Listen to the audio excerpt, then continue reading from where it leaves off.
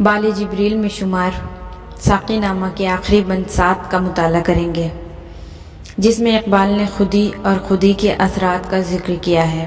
اس کے پہلے بند میں بھی اقبال نے خودی اور خودی کے فلسفے کا ذکر کیا تھا، بند 6 میں۔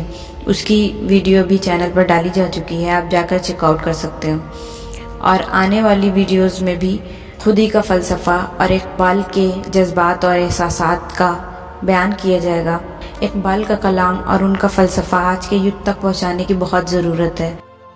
اقبال کی آواز بننے کے اس مشن میں اس کا حصہ بننے کے لیے آپ ہمارے چینل کو لازمی سبسکرائب کریں اور اسی طرح کی ویڈیوز دیکھتے رہیں اور اس کو شیئر کرتے رہیں زیادہ سے زیادہ، کیونکہ بہت عام زبان میں آج کے یوتھ کے لیے انگلش اور اردو کا مکس یوز کر کے اسے ایکسپلین کیا جا رہا ہے، جس سے آسان تر طریقے سے سمجھا جا سکے۔ تو شروع کرتے ہیں زیادہ دیر نہ کرتے ہوئے۔ بند 7۔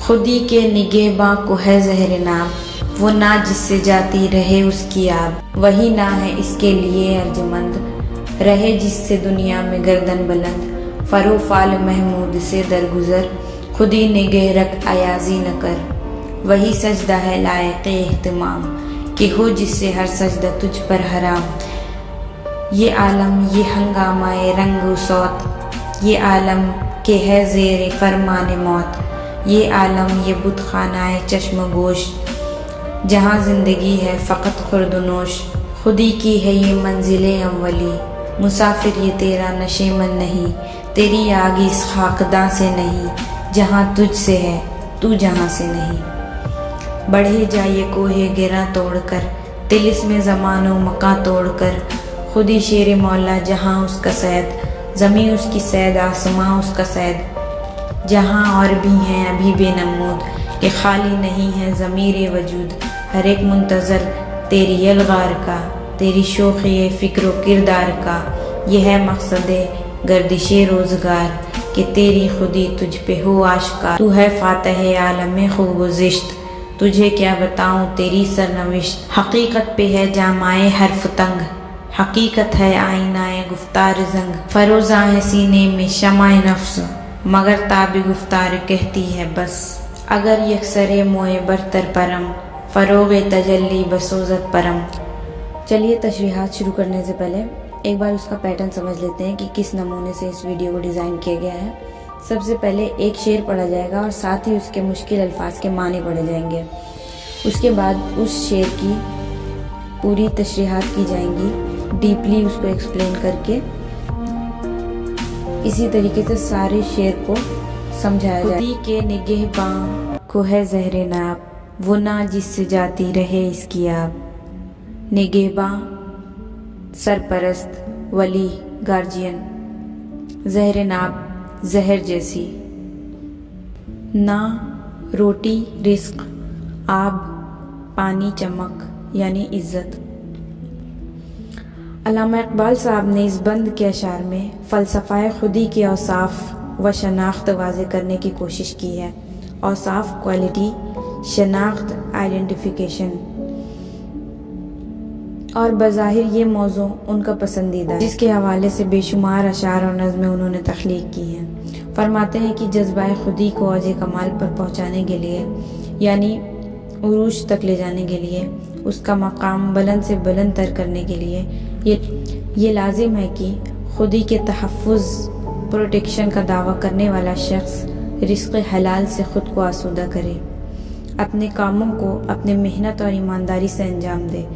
اس لیے رزق حرام اور ناجائز کمائی سے تو خودی کی موت واقع ہو جاتی ہے، یعنی وہاں خودی ثابت ہو ہی نہیں سکتی۔ جہاں پر خودداری دم توڑ دے، جہاں پر دیانتداری نہ موجود ہو، جہاں پر ضمیر برے کاموں پر گواہی نہ دے، وہاں خودی قیام کر ہی نہیں سکتی۔ وہی نہ ہے اس کے لیے ارجمند، رہے جس سے دنیا میں گردن بلند، ارجمند باعزت، ریسپیکٹیبل، معزز، آنریبل۔ اس شعر میں بھی اقبال نے سابقہ یعنی پہلے کے شعر کے مضمون کو دہراتے ہوئے کہا ہے کہ انسان کے لیے رزق حلال ہی عظمت و سربلندی کا سبب بنتا ہے. یعنی اگر رزق ہی غیر فطری و دھوکے بازی سے حاصل کی جائے تو زندگی کتنی بے معنی اور بے عزت ہوتی ہے. اسی مضمون کو انہوں نے قدر مختلف انداز میں دوسری جگہ اس طرح سے پیش کیا ہے: اے طائر لاہوتی، اس رزق سے موت اچھی جس رزق سے آتی ہو پرواز میں کوتاہی. طائر ایک طرح کا پرندہ ہوتا ہے اور لاہوتی یعنی لاہوت لامکاں، جس کا کوئی گھر ٹھکانہ نہ ہو، لامحدود ہو، جہاں میں آسماں اور زمین کی کوئی حدود نہ ہو. یہ اس کے اوپر ایک جہاں ہے. لاہوت لامکاں اسے کہتے ہیں جس چیز کی کوئی حد کوئی لمٹ نہیں ہوتی. اس جہاں میں پہنچ کر بندہ اللہ کے قریب ہو جاتا ہے. تمام مسلمان اللہ اور اس کے رسول کو راضی کر کے عالم لاہوت تک رسائی چاہتے ہیں، وہاں تک پہنچنا چاہتے ہیں. تو اسی طریقے سے اقبال کہتے ہیں کہ وہ پرندہ جو کہ اتنی اونچی اڑان بھر کر لاہوت تک پہنچتا ہے. طائر کو علامہ اقبال صاحب مخاطب کر کے کہنا چاہتے ہیں کہ اے طائر لاہوتی، اگر جس طریقے سے اتنی محنت کر کے تم اتنی اڑان بھر کے لاہوت تک پہنچتے ہو، اگر وہ رزق جو تمہیں آرام دے اور سکون دے اور تمہارے پرواز کو، تمہارے اڑان میں کوتاہی یعنی کمی کر دے، تمہیں اڑنے سے روک لے، تو ایسے رزق سے تو تمہارے لیے موت ہی اچھی ہے. ایسے رزق لے کر تم کرو گے بھی کیا؟ کیونکہ تمہارا کام تو ہے پرواز کرنا، تمہیں تو لاہوت تک پہنچنا ہے، جدوجہد کرنی ہے، کتنے ہی مشکلاتوں کا سامنا کرنا ہے، آندھی ہو، طوفان ہو، بارش ہو، بادل ہو، تمہیں ہر چیز سے لڑتے ہوئے لاہوت تک جانا ہے. تو تمہارے لیے یہ مقام تو کسی کام کا ہی نہیں. فروفال محمود سے درگزر، خودی نگہ رکھ ایازی نہ کر. فروفال شان و شوکت، محمود غزنوی، ایاز جو محمود غزنوی کا غلام تھا. نگہ پکڑ، ہولڈ. جب تک ہم ہر غلامی سے آزاد نہیں ہو جاتے، خودی جیسا قیمتی خزانہ ہمیں میسر ہو ہی نہیں سکتا، اور نہ ہی ہم اس کی گرد کو بھی چھو سکتے ہیں. اقبال نے ہر کہیں اس پر زور دیا ہے کہ زندگی مستقل ہو کر گزاری جائے، یعنی انڈیپینڈنٹ، مستقل. خودی اور خودداری ایک دوسرے سے زیادہ علیحدہ نہیں ہے، ایک دوسرے سے زیادہ دور نہیں ہے. خود پر ڈیپینڈ ہونا اپنے کاموں کے لیے، اپنی چیزوں کے لیے، اپنی زندگی کے لیے سب سے اہم ہے، برعکس اس کے کہ ہم ہر چیزوں کے لیے دوسرے پر ڈیپینڈ ہو جائیں. ہاں، اللہ کی ذات پر صرف یقین رکھیں اور صرف خود کو انہی کا محتاج بنائیں اور کسی ذات کا نہیں. وہی سجدہ ہے لائق اہتمام کہ ہو جس سے ہر سجدہ تجھ پر حرام. اقبال فرماتے ہیں کہ صرف وہی سجدہ قابل احترام ہے کہ جس میں حق تعالیٰ کی بارگاہ میں اپنے وجود کو پیش کر کے مکمل طور پر اللہ باری تعالیٰ کی انفرادی طور پر عبادت کریں. کہتے ہیں کہ اے بندے، تیرے لیے وہی سجدہ اہتمام کے لائق ہے جسے ادا کرنے سے تمام سجدے تیرے لیے ناجائز اور حرام ہو جائیں. یعنی خودی اس طرح مکمل ہوتی ہے کہ ذات باری تعالیٰ کے سوا کسی کے آگے سر نہ جھکایا جائے. بندگی، اطاعت اور سجدہ صرف اور صرف شہنشاہ حقیقی کے لیے زیبا ہے، یعنی صرف اسے ہی سوٹ کرتا ہے اور بیوٹیفل لگتا ہے. اللہ کے سوا کسی اور شے کی، بندے کی غلامی، فرما برداری اور اس کے آستائے پر ماتھا رگڑ کر سجدہ کرنا سراسر حرام ہے. بزرگان دین کی خبروں پر سجدہ ریز ہونا اور ان سے مدد طلب کرنا شرک ہے. علامہ اقبال صاحب اس سے متعلق ایک جگہ اور فرماتے ہیں کہ سجدائے عشق ہو تو عبادت میں مزہ آتا ہے، خالی سجدوں میں تو دنیا بسا کرتی ہے. لوگ کہتے ہیں کہ بس فرض ادا کرنا ہے، ایسا لگتا ہے جیسے کوئی قرض لیا ہو رب سے. واہ، بہت گہرا یہ شعر ہے. یہ عالم، یہ ہنگامائے رنگ و صوت، یہ عالم کے ہے زیر فرمان موت. یہ شعر اور اس کے بعد کے 3 شعر، یعنی شعر نمبر 6، 7 اور 8 اسی کا تسلسل ہے، یعنی اسی کا کنٹینیوس بیان ہے. اسی کے موضوع کو لے کر آگے کنٹینیو کیا گیا ہے.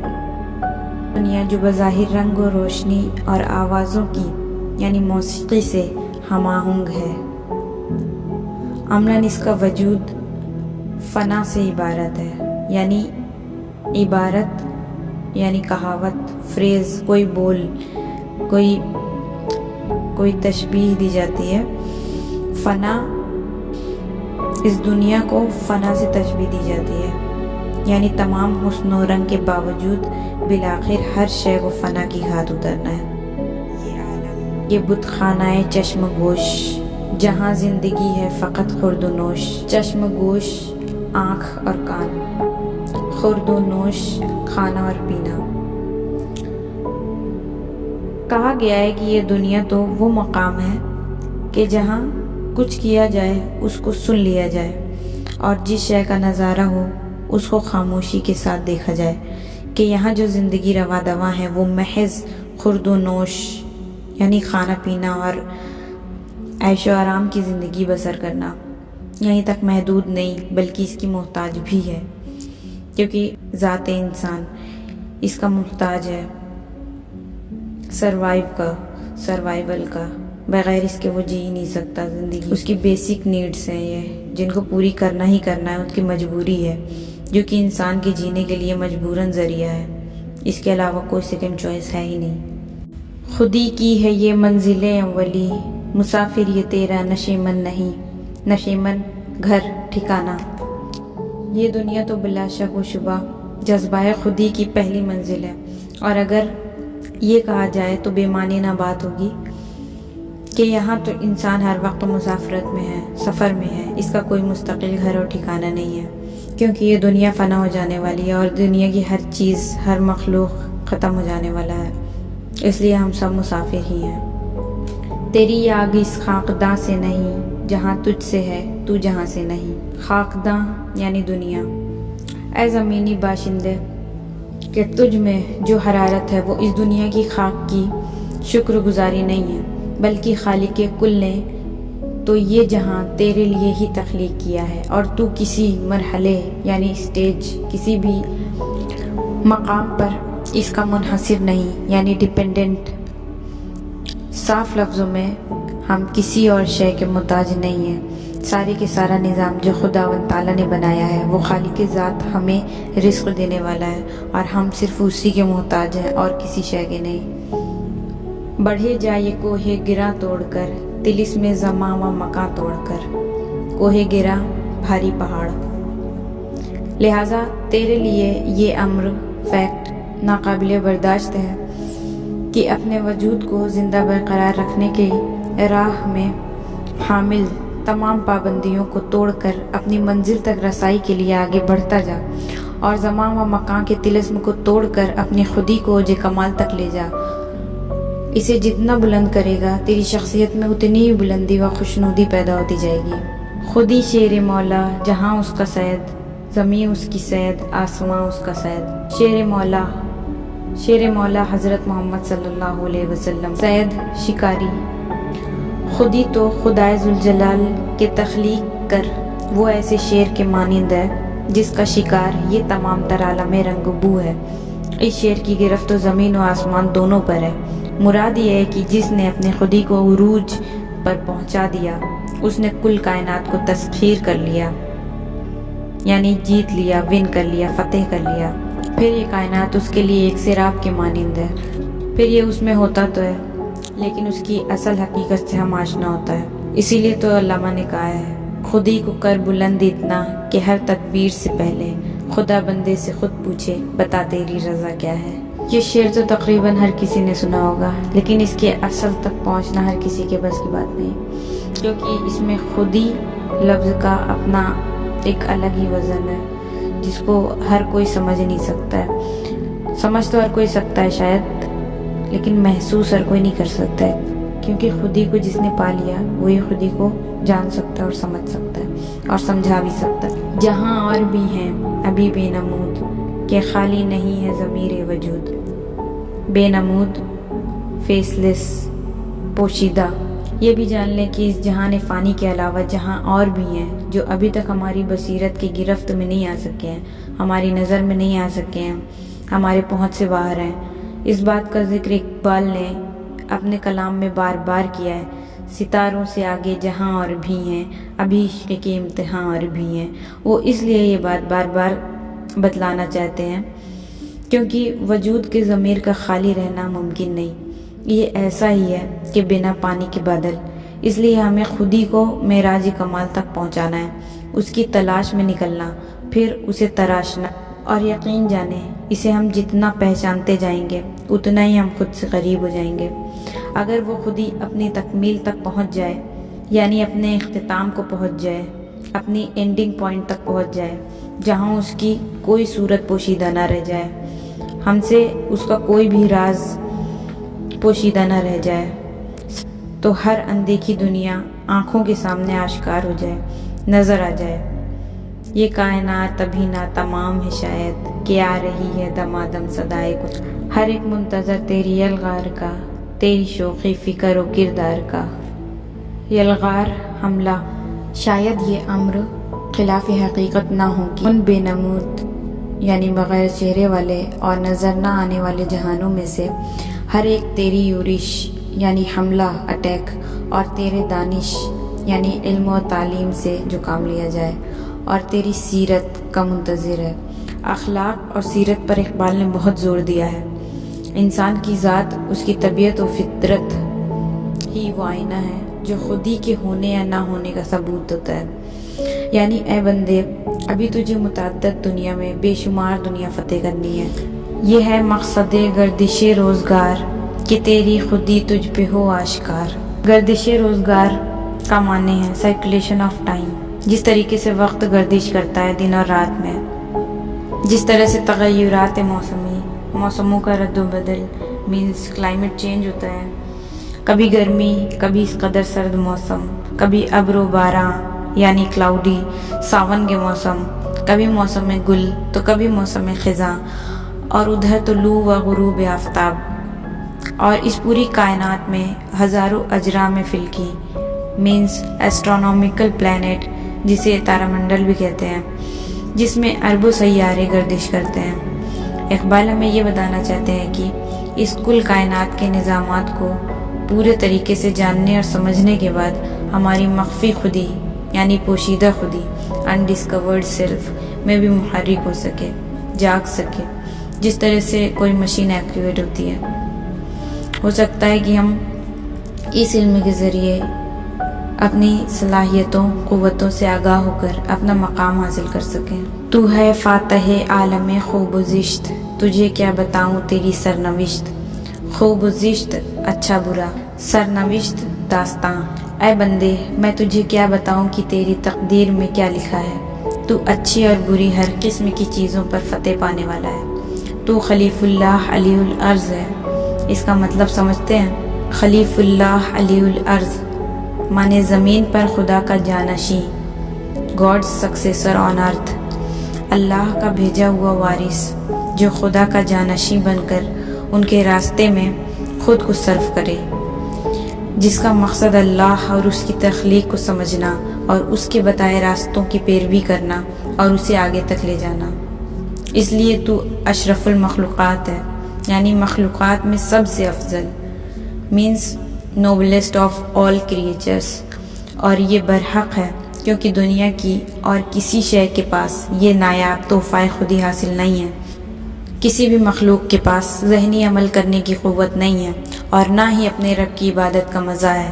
اے انسان، تو بیدار بخت اور جوان نصیب ہے جو جاگا ہوا اپنے ہوش و حواس میں فیصلے لینے کی قوت میں ہے۔ تجھے بیدار کرنے سے خالق اکبر کی غرض صرف یہ ہے کہ کائنات میں اس کی نیابت کے فرائض سر انجام دے کر ساری مخلوقات پر اپنا حکم چلائے۔ نیابت کا معنی وہی ہے جو حقوق اور فرائض ہمیں بیان کیے گئے ہیں، ہمیں عطا کیے گئے ہیں۔ حقیقت پہ ہے جامائے حرف تنگ، حقیقت ہے آئینہ گفتار زنگ۔ زنگ میل، گفتار ورڈ اسپیچ۔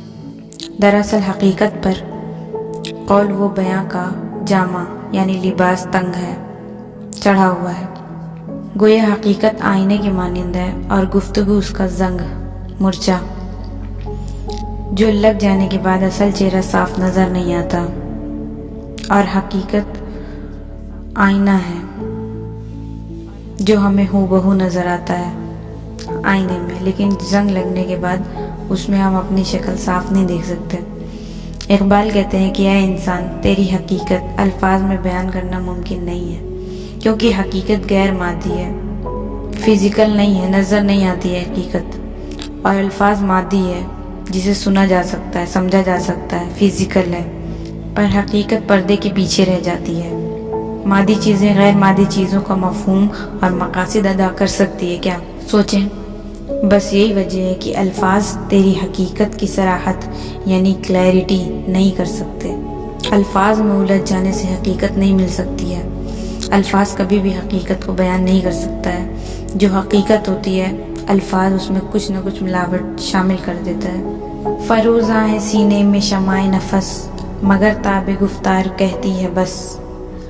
فروزاں چمک، ساقی کا جواب سن کر بندہ مسلم پکار اٹھتا ہے کہ بس اے رب، میرے سینے میں خودی کی شمع روشن ہو گئی ہے، میں اپنی خودی کی حقیقت جان چکا ہوں۔ اے اللہ، میں بیدار ہو گیا ہوں، میں نے تجھے در اپنی خودی کو پہچان لیا ہے۔ اگرچہ سانس کی شمع سینے میں اپنے جلوے برسا رہی ہے، لیکن بولنے کی قوت تھک کر چور ہونے کے باعث جواب دے رہی ہے۔ مراد یہ ہے کہ جو انسان عشق حقیقی کی شرارت سے مست ہو جائے، اسے دل کی خلوتوں میں محبوب حقیقی کی تجلی نظر آتی ہے، لیکن اس کے لبوں پر خاموشی سے مہر لگ جاتی ہے۔ وہ اس بھید کو کسی پر ظاہر نہیں کر سکتا، کسی کو بتا نہیں سکتا۔ اگر یہ اکثر موئے برتر پرم، فروغ تجلی بسوزت پرم۔ واقعی معراج میں جب سدرۃ المنتہا پر پہنچے تو جبریل علیہ السلام نے آگے جانے سے انکار کر دیا کہ آگے اگر بال برابر بھی بڑھوں گا تو اللہ کے نور کی کثرت سے میرے پر جل جائیں گے۔